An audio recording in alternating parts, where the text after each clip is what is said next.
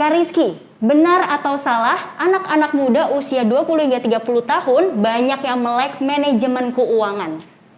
True, bener banget karena di era zaman sekarang tuh kan udah masif banget informasi. Jadi melek iya, tapi belum tentu urgensinya ada. Oke. Kak Rizky, benar atau salah penting banget melakukan manajemen keuangan sejak dini? Penting ya, bahkan semenjak kita masih kecil harusnya orang tua sudah bisa mendidik anaknya mengenalkan apa itu uang.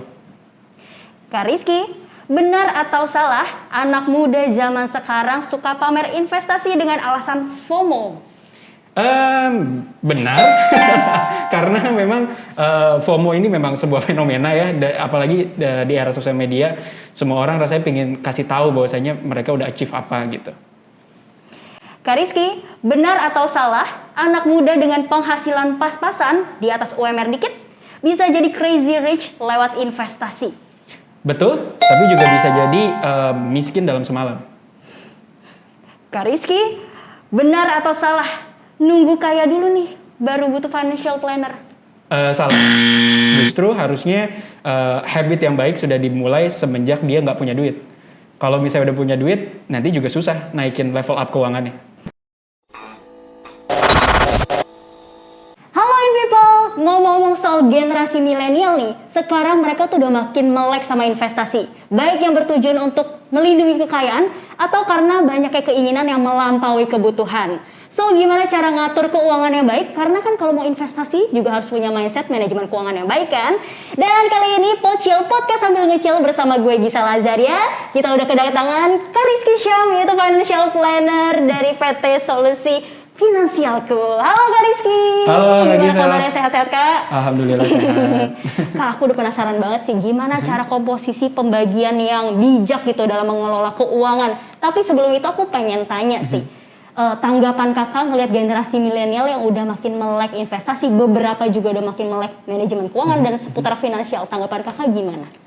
Sebenarnya happy banget ya, apalagi khususnya pas pandemi. Sebenarnya banyak banget generasi Coronials kita bilangnya, yang mereka belajar investasi itu dalam 1 tahun terakhir ini.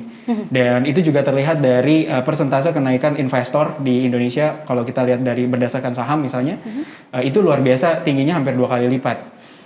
Iya, jadi makanya itu yang ngebuat kami juga sebagai financial planner tuh happy ya. Tapi ada juga pasti sebenarnya kekhawatiran kita, yaitu banyak sekali orang yang salah mindset di awal. Kalau ngomongin mengenai investasi, mereka berpikirnya gimana caranya biar mereka bisa bebas keuangan, financial freedom gitu ya, dalam waktu sangat singkat.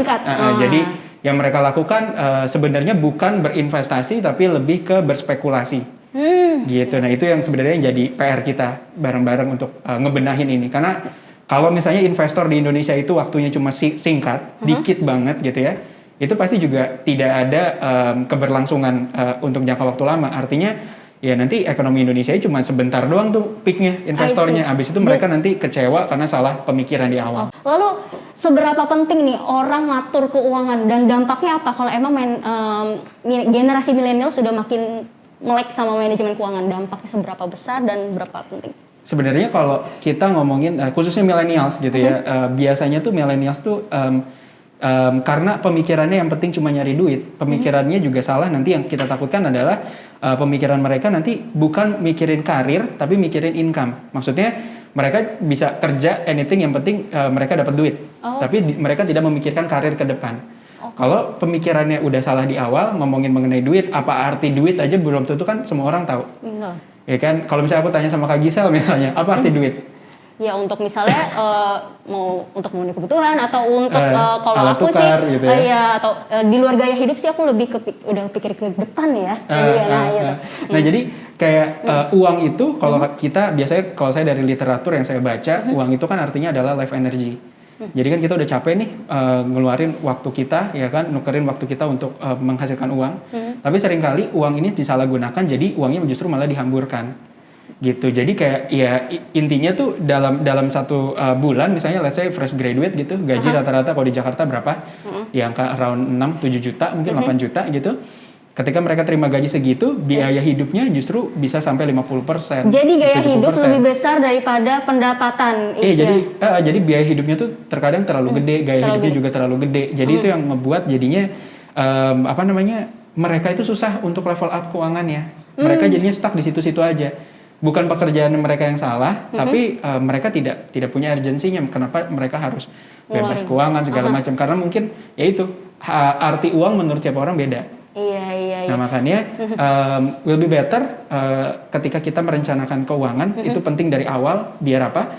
Biar kita tahu sebenarnya ujungnya itu mau kemana. Betul, kita harus ketika kita misalnya udah punya gaji, kita udah tahu slot-slotnya ya, udah dibagi-bagi pos-posnya kayak gimana gitu ya. Karena kan ada tujuan yang kita kejar. Betul. Terkadang karena nggak ada tujuannya. Jadinya mencar-mencar ya. Iya, jadi nggak ada urgensinya. Iya. Ya, ngapain juga mereka nyari tahu caranya gitu. Nah itu terkadang karena kayak gitu, jadi ngebuat mereka pos keuangannya juga berantakan segala macam. Karena ngatur pos keuangan kan di awal tuh PR. Karena itu kayak nggak buat habit baru. Betul. Kan kita sebagai manusia yang biasanya nggak pernah nyatet segala macam, jadi ngebuat habit baru harus nyatet segala macam kan itu PR banget ya. Males pasti. Nah gimana tuh cara nanganinnya? Kalau misalnya yang awalnya nggak biasa, ada cara-caranya nggak tuh biar kayak istilahnya mereka ya lama-lama kan gitu ya. Ini jadi habit gitu, itu kebiasaan, it's a good habit gitu maksudnya aku. Gimana tuh caranya tuh Kak? Kalau misalnya di awal, kalau saya nanganin klien di finansialku, kita selalu berangkat dari tujuannya dulu. Oke, tujuan. Kalau nggak ada tujuannya, kita mau ngomong apapun juga mereka nggak bisa konsisten. Ya kan? Nah terkadang tuh tujuan itu yang harus ditanyakan, yang kayak orang terkadang nggak ngasih waktu ke diri mereka untuk nanya. Tapi mereka tuh mau apa sih? Dan itu bukan hal yang selalu ditanyakan kan. Kalau kita individu, kayak biasanya orang ditanyain 5 tahun lagi mau ngapain, 10 tahun lagi tuh kalau lagi interview doang. Itu juga biasanya kan bullshit ya. Kayak ya udahlah dibagus-bagusin padahal itu bukan apa yang dia mau. Nah, atau ada juga yang ngebuat orang tuh jadinya nggak konsisten karena dia ngikutin tujuan orang lain. Oke, ngikutin orang lain padahal itu sebenarnya bukan apa yang dia mau. Apa yang dia mau. Yes. Jadi malah apa namanya? Kebahagiaan semu yang dia cari. Kebahagiaan semu. Iya, makanya kayak suka ada ngeliat di sosial media abis gajian ya tinggal remah-remahnya doang. Itu sering terjadi. Nah, makanya kan kita udah tahu nih penting banget ya Kak, berarti ngatur keuangan. Gimana pembagiannya, persentasenya antara misalnya kebutuhan sehari-hari, investasi, asuransi, terus utang kan sekarang lagi zamannya pay later gitu. Itu gimana tuh pembagiannya Kak, urutannya, yang mana yang jadi prioritas dan lain-lain supaya in people makin melek sama manajemen keuangan. I see. Jadi gini, ada perencana keuangan yang dia pakai persentase. Oke. Tapi kita harus sadar setiap individu tuh beda. Nah makanya kalau dalam kami sebagai perencana keuangan, dan kami kan independen di sini. Dan kita kalau mau ngobrolin keuangan harus berdasarkan fakta. Sebenarnya kondisi lu kayak gimana, kondisi mereka kayak gimana. Jadi jangan ngikutin orang karena persentase. Itu yang sering kali jadinya budget anggaran tuh berantakan. Betul, nggak bisa dijadiin patokan satu patokan ya, tergantung. Gini, sesimpelnya intinya persentase lupakan. Tapi intinya adalah perbesar tabungan, perkecil biaya hidup, gitu ya. Alokasi investasi jangan dikompromi, harus lebih gede juga. Jadi malah kalau kan ada orang yang bilang 50 30 20, let's say. Nah, 50 biasanya untuk biaya hidup tuh. Ya enggak? Tapi kalau misalnya kita pingin bebas finansial, justru 50 itu buat ditabung. Dibalik ya? Iya. Jadi makanya terkadang kalau orang bilang ada yang 50 untuk biaya hidup, ya jangan-jangan memang dia startnya dari minus. Paham ya? Dia startnya jangan-jangan memang pas-pasan, ya emang 50%. Tapi bayangin kalau misalnya kita pakai persentase, income kita naik, gaya hidup kita berarti ngikut. Karena ngikutin persentase yang ada. Setuju. Nah itu makanya dibalikin dulu tujuannya apa. Kalau tujuannya udah jelas, alokasi untuk investasi harusnya lebih gede. Oke. Jadi kita persentase kita nggak pakai, tapi ada aturan guidelines yang dari FPSB, Financial Planning Standard Board yang di US. Intinya kalau misalnya contoh kita mau berhutang, tadi kita ngomongin pay later, boleh nggak sih ngutang? Boleh. Maksimum utang berapa sih? Persentasenya dari income bulanan itu di 35%. 35% itu nggak seluruh hutang, dibagi lagi dua. Ada hutang produktif, hutang konsumtif. Gimana tuh maksudnya? Nah, hutang produktif itu seperti contoh KPR. Itu let's say di 20%. Hutang produktif juga kalau dipaksain di 35, menurutku itu terlalu resiko. Apalagi kalau kita ngambil KPR, kita paksain gede-gede gitu ya. Terus tiba-tiba kayak pandemi kemarin, banyak banget orang yang KPR-nya jadinya gagal. Ya kan, jadinya dia nggak mampu bayar segala macam karena di awal udah maksain ngambil KPR. Gitu. Nah, kalau ada lagi yang konsumtif, hutang konsumtif. Nah, kalau hutang konsumtif itu diangkanya di 15%, jadi 35 dari itu. Nah kalau saya dari perencana keuangan kita selalu kasih tahu lebih baik utang konsumtif jangan sampai dipakai. Jangan sampai dipakai. Kecuali utang konsumtifnya ini adalah memang untuk berinvestasi atau ini utang untuk modal usaha boleh. Nah, tergantung tujuannya lagi ya, makanya nggak boleh salah tujuan ya. Iya gitu. Nah, jadi Pak, kalau misalnya kita udah tahu nih pembagiannya seperti apa, terus tapi kita pengen tuh kan godaan terbesar adalah ngikutin tren gitu, pengen beli kopi, ya kopi kan istilahnya itu ya dibilang misalnya awalnya nggak terlalu murah atau gimana ya, tapi kan kayak jadi habit gitu, pengen nongkrong di tempat yang hype, itu gimana tuh ngaturnya? Apakah bisa gitu? Iya, makanya anggaran di per bulan kan harus kita balikin ke individu masing-masing. Jangan ngomongin how-nya dulu, jangan ngomongin what-nya dulu, tapi ngomongin why-nya dulu kan. Nah, why di awal ini dia harus clear dulu. Karena kalau dari why di awal udah tahu nih, contoh, let's say kita ngomongin tujuan keuangannya misalnya mau berinvestasi untuk beli rumah 5 tahun lagi. Nah, per bulan dia harus nabung let's say 3 juta, 5 juta. Udah tahu tuh, gaji dia cuma 8 juta. Kalau misalnya dia ternyata nongkrongnya dari gajinya tuh 8 juta, biaya hidupnya 3 juta, dan dia ngabisin untuk ngopi segala macam bahkan lebih, ya kan bisa sampai let's say tambah 1 juta lagi gitu. Tujuan keuangannya kan berarti kita trade off tuh. Jadi bisa jadi nanti tujuan keuangannya justru yang lebih lambat, lebih panjang untuk mencapai tujuannya. Nah kalau misalnya kayak gitu, jadi pemikirannya biasanya kita balikin. Lu mau nggak kalau lu ternyata penting untuk jalanin gaya hidup yang lu mau dengan ngopi segala macam setiap hari yang tadi dibilangin. Dan berarti lu harus tambah income. Iya, lagi kan? Istilah itu untuk memotivasi kita kayak gitu. Mau diatur kayak gimana kalau income-nya juga seret? Sama aja ya. Kita juga nggak bisa ngatur. Dan hal itu akan menggiring kita dengan jurus ninja pinjaman online. Iya, bisa jadi malah jadinya ke pinjaman online, bisa jadi juga malah masuknya ke investasi yang resikonya tinggi banget. Iya. Gitu. Dan kalau aku ngeliat kan pinjaman online lagi marak banget ya. Tambahan syaratnya gampang, iklannya menggiurkan, easy banget gitu. Nah, gimana caranya buat kita kalau kita butuh uang tapi nggak mau sampai terjebak di pinjaman online? Oke, kalau kita butuh uang banget, nah biasanya alasannya kenapa gitu. Terkadang banyak orang itu yang butuh pinjaman online, misalnya kita akhirnya dia ngajuin pinjaman online itu gara-gara gaya hidup, gara-gara ya pokoknya kalau karena gaya hidup saya tidak membenarkan, tapi kayak kemarin kasus yang di lapangan yang saya tanganin banyak banget juga yang ngambil pinjaman online karena kesehatan, misalnya kemarin karena pandemi, karena pandemi memang semuanya udah dikasih sama pemerintah gitu kan. Semuanya tercover lah gitu. Tapi ternyata biaya hidup kan tetap harus ada.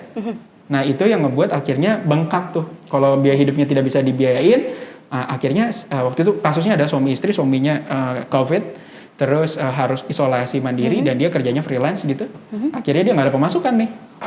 Akhirnya si istri yang ngambil pinjaman online. Nah, jadi balik lagi sekarang tinggal tujuannya apa gitu. Kalau emang itu buat urgency, it's okay gitu ya. Tapi balik lagi harus dibaca baik-baik ya. Apalagi kalau pinjaman online, walaupun syaratnya mudah, tapi harus dibaca baik-baik bunganya gimana. Jadi dia harus perhitungan ilegal itu ya. Ilegal Ilegal, OJK atau belum gitu. Kalau ilegal tuh lucu loh.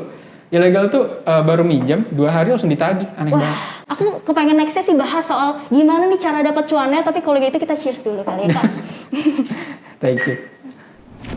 Nah aku tuh lagi ngeliat nih belakangan di medsos, banyak influencer yang menekankan untuk biar jadi crazy rich bisa dapat 100 juta pada usia 20 tahun terus, atau investasi return 1000% atau bisa memiliki aset 1M di usia 20 tahun. Sebenarnya itu possible gak sih dengan mereka yang orang tuanya bukan siapa-siapa istilahnya gitu, bukan yang terkenal atau crazy rich gitu? Possible, pasti possible. Karena memang aku juga ada klien yang aku tangani, usianya masih di bawah 25 tapi udah belasan M dari investasi. Wow. Udah sangat-sangat nyaman lah. Bahkan dia datang ke aku dan dia bilang, "Kak, bisa nggak aku pensiun?" Gue langsung kayak, "Men, lu malah ngeledek gue." Kayak lu masih muda, network lu segede ini gitu, nyampe gue bingung. Tapi possible atau tidak? Possible. Cuman problemnya adalah terkadang kita nggak tahu mulai investasi. Kita ngomongin investasi ya. Mulai belajarnya dari mana? Karena orang yang kayak tadi yang aku bilang itu kalau misalnya ditanya fundamentalnya, kita belajar dari akarnya gitu ya, itu dia skip. Jadi itu yang ngebuat dia bertanya, "Kak, bisa nggak gue pensiun dini gitu. Padahal ya bisa banget gitu, cuman dia nggak tahu aja harusnya berangkatnya dari mana. Nah kalau dalam perencana keuangan kita kan pasti selalu ngomongin keamanan keuangannya dulu. Oke, ngatur cash flow-nya dia dulu gimana, dana daruratnya dia, terus asuransi dia, baru kita ngomongin investasi. Masuk ke investasi pun kita ngobrolinnya produknya nanti dari yang mulai resikonya kecil dulu. Oke, yang dari kecil dulu kita masuk ke let's say ke tabungan deposito dulu kita belajar, habis itu kita masuk ke obligasi, yang peer-to-peer risknya lending. masih belum terlalu high ya. Yes, habis itu nanti resiko yang lebih gede lagi kita masuk ke reksadana. Di reksadana juga banyak kan turutan produknya. Dari reksadana baru masuk ke saham secara individu. Baru dari saham udah ngerti, udah tahu diversifikasinya. Kalau kita mau masuk ke ranah yang lebih beresiko, contoh kita ngomongin properti, kita ngomongin mengenai cryptocurrency, forex dan lain sebagainya, itu boleh, tapi 1-4 jangan ditinggalin dulu. Itu namanya risk slider kalau misalnya di investasi. Nah, seringkali orang tuh possible atau tidak possible kita bilang, terus mereka langsung ya udah saya maunya yang langsung returnnya paling gede. Wow. Nah, ketika seperti itu yang makanya tadi aku bilang bisa banget, tapi rata-rata mereka miskin dalam semalam itu juga terjadi. It happens, mereka jadinya stres segala macam. Karena kalau aku sih lebih suka ya kita kayak bertahap. Karena kita lebih dewasa. Karena kalau kita pingin kaya cepet, biasanya juga miskinnya cepet banget. Ya itu di mana-mana lah. Kayak kalau misalnya Gisel tahu ada ini ya apa namanya apa tuh yang sawah, tau gak sih yang sawahnya dijual terus dia mendadak petani jadi miliarder. Iya. Sekarang mereka ada yang dalam jangka waktu singkat uangnya habis. Iya. Padahal kalau misalnya gue mikir kayak, aduh datang ke financial planner kayak gue bakal aturin lu nggak usah kerja lagi seumur hidup gitu. Kayak kenapa gitu kan? Dia datang dalam keadaan pas lagi bener-bener down banget langsung ya. Makanya kayak lebih baik lu kayak bertahap gitu. Kalau anak muda aku lebih suka. Iya, memang proses tuh melelahkan ya sih. Kerja tuh capek memang. Tapi kalau nggak kayak gitu, justru itu sebenarnya lebih menakutkan. Jadi lebih baik tuh ya investasi ke diri sendiri dibandingkan kita malah jadinya gambling, percaya dengan produk investasi yang ngasih return paling gede kayak gitu-gitu. Menurut aku justru malah itu resikonya gede banget. Jangan. Betul ya. Harus hati-hati, harus bijak, harus benar-benar nikmatin aja setiap prosesnya gitu. Jangan istilahnya nggak ada sesuatu yang instan gitu lah ya kayak gitu. Iya, nggak ada yang instan. Kalaupun ada instan tapi ya harus siap juga jatuh instan dalam semalam. Nah, aku ngeliat juga di sosmed anak muda yang itu ngetren pasang status tren saham, tren kripto dan lain-lain. Menurut kakak ini mereka sekedar FOMO aja atau gimana? Aku nggak tahu ya, karena kan aku nggak tahu orangnya siapa yang dia ngomongin. Generasi milenial misalnya. Oke, millennials memang banyak yang awalnya kayak gitu. Tapi gini, terkadang yang nge-share Porto ada reasonnya. Ya nggak sih? Ya namanya juga kadang mungkin dia jualan robot trading, you know. Mungkin dia jualan robot forex kah, robot cryptocurrency kah, atau apa? Kita nggak tahu hidden agendanya apa. Makanya kalau misalnya kita dalam berinvestasi, yang harus kita pelajarin adalah fundamentalnya. Terkadang gini, orang yang terliterasi dalam keuangan memang banyak, tapi yang memiliki critical thinking di setiap hal yang diberikan gitu ya, poin-poin konten-konten yang dia konsumsi, dia tidak memikirkan lebih dalam kenapa orang ini bilang A, kenapa orang ini bilang B, dia tidak mempertanyakan, langsung dia serap aja. Oke. Nah, itu makanya tadi aku bilang kayak bahayanya persentase. Nah, coba deh cari tahu yang ngomong 50 30 20 itu reasonnya dari mana? Karena kalau kita cari roots-nya, kita pernah nyari soal di Finansialku, ini siapa sih yang ngomong di awal gitu kan? Ternyata roots-nya adalah seorang sales yang pingin ngambil 20% dari alokasinya untuk dia jual something. You know? Jadi makanya kayak setiap orang tuh punya hidden agenda. Kita makanya harus pelajarin ideas itu datangnya dari mana. Nah, itu menurutku penting banget sih. Nah, gimana caranya supaya mereka ya mungkin ada yang FOMO, ada yang enggak, tapi memang harus tahu istilahnya hidden agenda. Ideasnya kita sendiri juga harus kritis ya, gak main kritis langsung oh iya ini bisa gini langsung kemakan iklan atau apa gimana. Nah, gimana cara milih investasi yang pas sesuai diri masing-masing biar mereka tuh nggak sekedar FOMO aja gitu. Iya.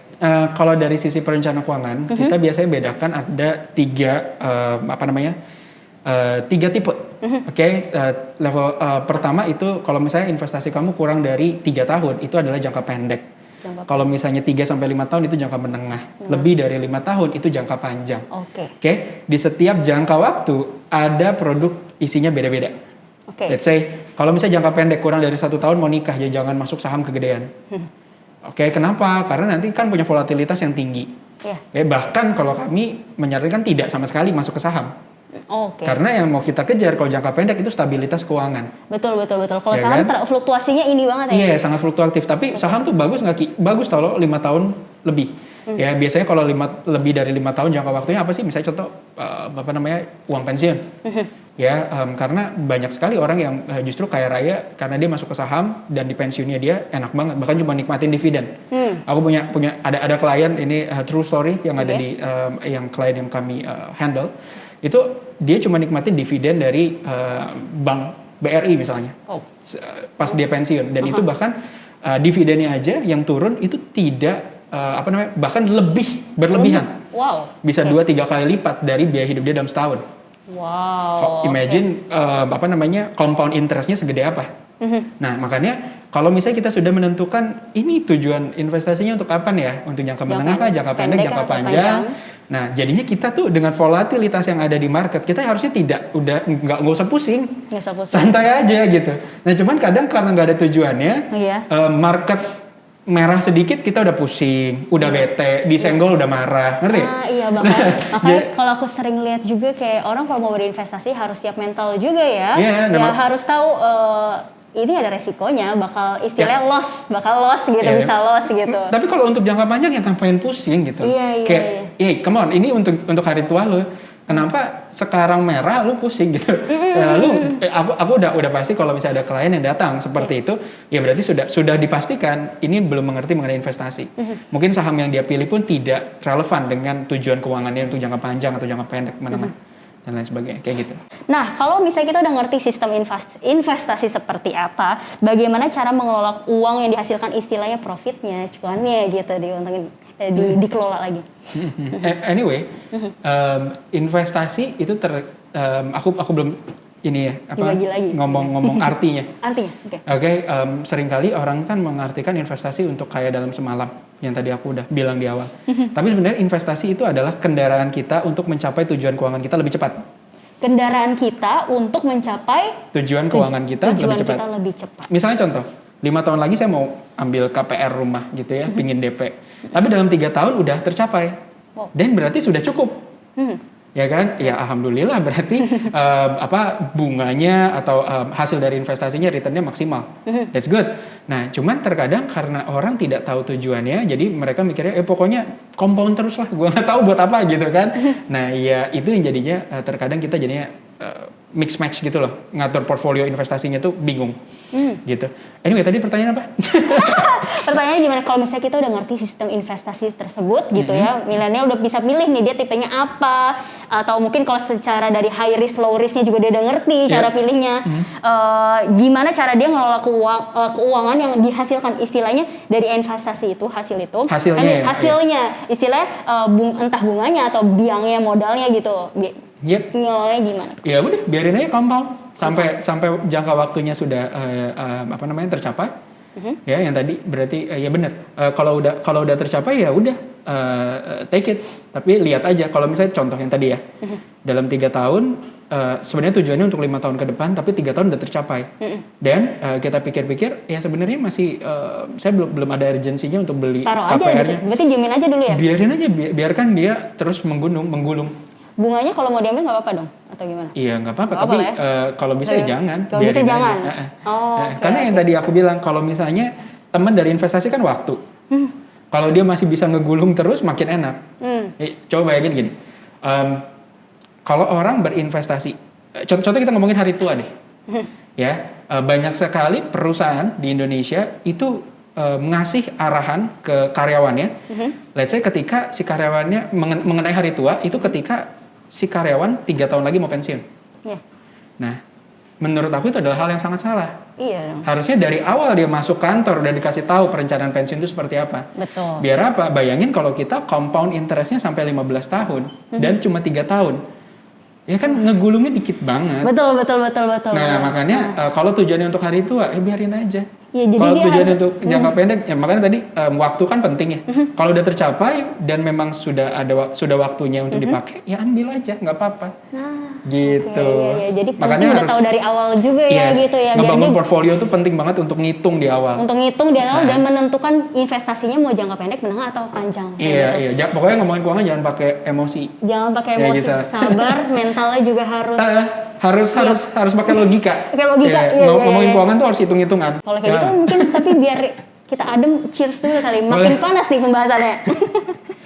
Nah, kerjaan kakak kan seorang financial planner nih. Bisa nggak sih diceritain gimana kerjaannya dan juga sampai gimana cara menempuh pendidikan bisa sampai certified? Oke. Jadi sertifikasi financial planner, certified financial planner itu sebenarnya semua orang bisa ambil. Oke. Tapi kalau aku pribadi, kalau kita ambil hanya untuk mengedukasi diri, itu nggak ada masalah. Cuma memang harganya agak mahal. Oh gitu. Jadi menurut aku justru dibandingkan ngambil sertifikasi, mendingan lu hire financial planner yang benar. Karena langsung terjun di lapangan seperti apa. Karena banyak juga kok perencana keuangan yang udah certified, tapi dia nggak handle klien juga banyak. Jadi Oh gitu. misalnya gelar kan kita ngomongnya CFP ya, Certified Financial Planner. Nah banyak juga yang CFP tapi Celebrity Financial Planner. Oh. Jadi mereka nggak handle klien, tapi mereka di mana-mana. Nah makanya itu yang harus ditanyakan dan belajar sama dia juga nggak masalah gitu. Oke. Cuman makanya yang tadi aku bilang di awal harus kritis. Kalau sama mereka itu berarti yang hanya sekedar untuk edukasi aja gitu ya? Iya, karena mereka nggak handle klien. Nah Iya. kalau aku di finansial aku memang handle klien juga. Bahkan kalau aku lebih pilih handle klien aja. Nah kalau kenapa aku lebih Kenapa pilih ya? handle klien? Karena aku ingin belajar. Setiap orang tuh individu ya, makanya tadi aku bilang setiap orang tuh unik banget. Beda-beda ya? Iya, alasan orang ngatur keuangan tuh unik banget dan gak pernah ada yang salah. Dan tujuan keuangan setiap orang itu beda. Itu makanya sangat-sangat dinamis dunia keuangan kan. Nah, apa yang gue lakuin pertama kali adalah kalau aku nge-handle klien itu pasti aku coba menganalisa dulu sebenarnya klien ini tuh kebutuhannya apa. Kalau aku selalu mendingan kita ngobrol dulu. Kalau misalnya udah langsung selesai, gue alhamdulillah. Tapi kalau memang lu harus dibimbing, nah itu biasanya kalau orang yang harus dibimbing, ini specifically ada masalahnya. Misalnya contoh, aku akan selalu mulai dari cash flow. Karena dari situ kan psikologi ya. Kita mengetahui kenapa orang ini pengeluarannya gede. Kenapa orang ini tuh suka berhutang dan lain sebagainya. Kenapa orang ini tuh bahkan melakukan kekerasan dalam keuangan kalau sama suami istri dan lain sebagainya. Itu juga kita coba analisa dulu di situ.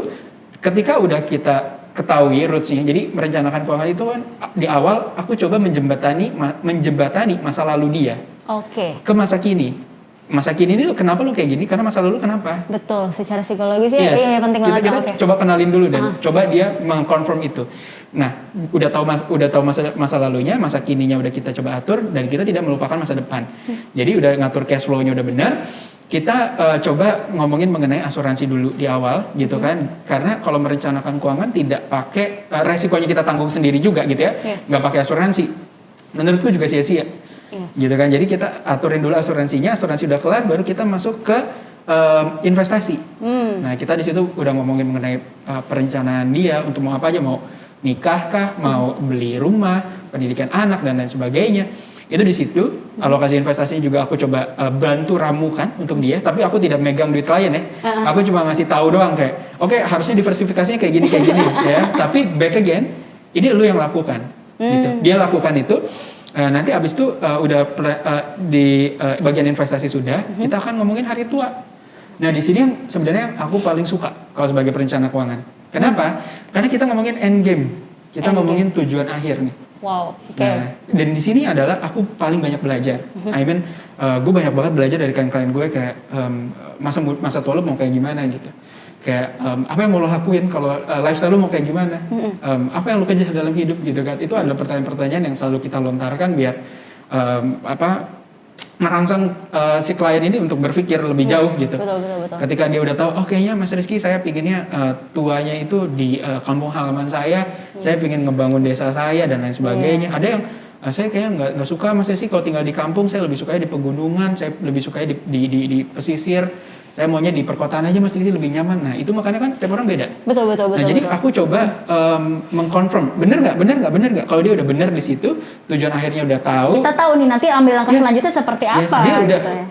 Every day dia sudah bisa melakukan langkah proaktif action gitu Untuk loh. menuju ke sana. Iya, jadi dia kerja itu udah enak.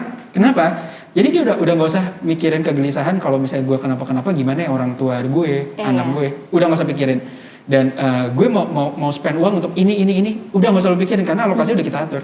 Betul. Nah kalau udah kayak gitu kan sebenarnya kita tuh bekerja lebih enak, lebih rileks, nggak usah banyak banget hal yang mencampur adukan yang justru malah nyapein kita. Iya. Nah itu yang aku coba mau bangun sama klien selalu kayak gitu, kayak yang paling penting adalah jangan sampai kita cuma kerja 9 to 5 dari hari Senin sampai hari Jumat, terus nunggu dan gajian. abis itu kita hambur-hamburkan di weekend, abis itu kerja lagi.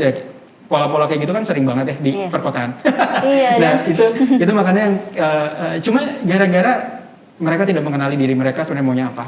Tuh. Nah, ini kan kayak seru banget. Tapi ada nggak nih pengalaman nanganin kondisi klien yang paling parah tuh seberapa parah?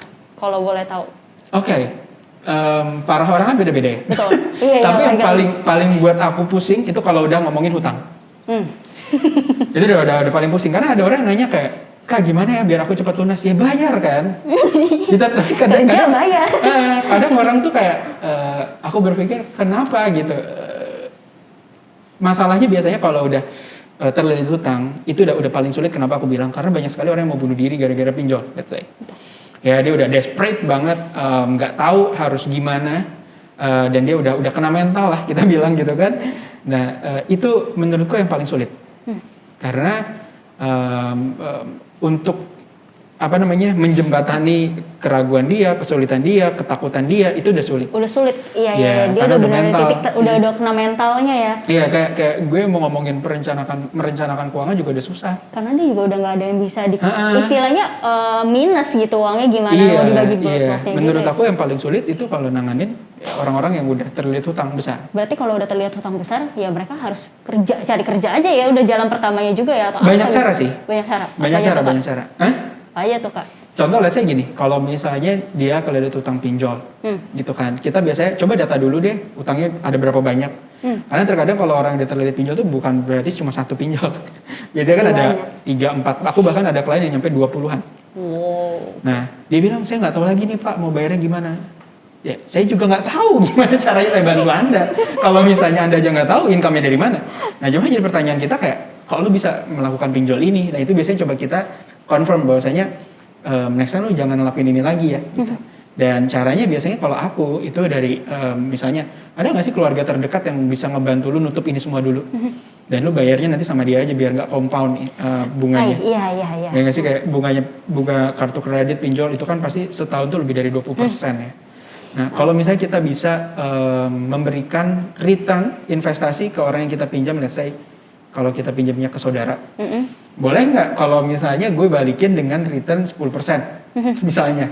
Jadi itu kan juga menarik buat yang dipinjemin, tapi harus ada reasonnya. Gue bisa nggak bayar segitu, berapa lama, dan itu semua harus hitam di atas putih. Get it. Ya, jadi menurutku orang terdekat itu penting.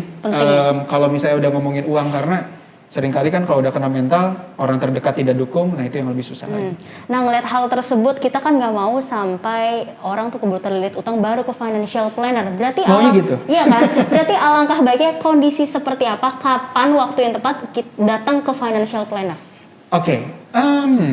Kalau misalnya kapan yang waktu yang tepat, sebenarnya ketika kita baru pertama kali kerja. Oke. Itu paling enak. Kenapa? Kita nggak banyak pandangan yang salah di awal. Karena ketika kita sudah bekerja di satu lingkungan, kalau misalnya lingkungan itu menganggap sesuatu yang salah itu benar, ya kita akan menganggap benar kan.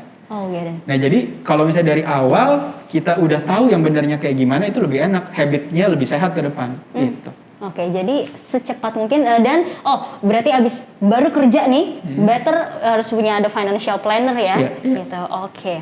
Oke Kak, kalau kayak gitu pertanyaan terakhir nih, harapan Kakak sendiri nih di tahun 2022 di dunia investasi dan juga untuk harapan bagi generasi millennials di dunia manajemen keuangan gimana nih Kak? Wow, Harapannya udah pasti saya sangat mengharapkan semua millennials, zillennials gitu ya, boomers bahkan sudah lebih teredukasi mengenai keuangan, lebih terbuka, nggak tabu lagi ngomongin keuangan. Yes.